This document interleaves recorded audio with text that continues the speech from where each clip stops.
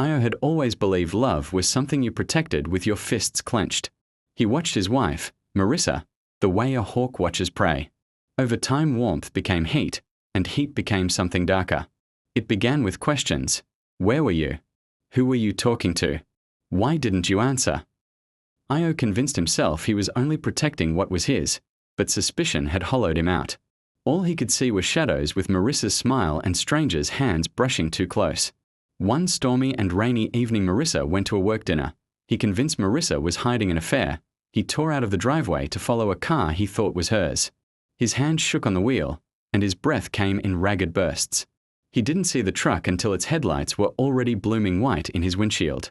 The crash was quick. The rumors afterward were not.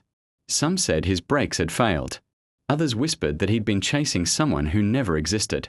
Either way, the world moved on. No other car had been on the road. No lover.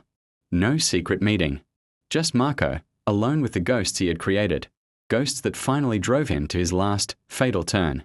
But not the end. Reincarnated as a parrot.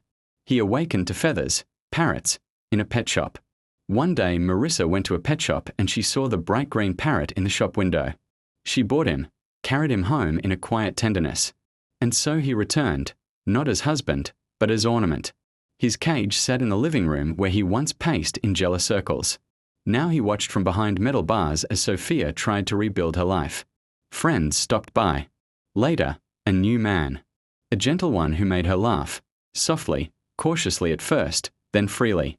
Each sound struck Io like a blow. He tried to call out, to warn her, to accuse, to cling, but his words dissolved into meaningless chirps. All that remained of his old self were the emotions, heavy and wild inside a body too fragile to hold them.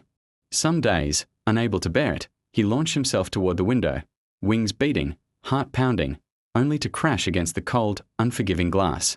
Feathers scattered. His beak clicked in frustration. But he tried again. And again. Not to flee the house. To flee himself. Yet the glass did not break. Nor did the cycle.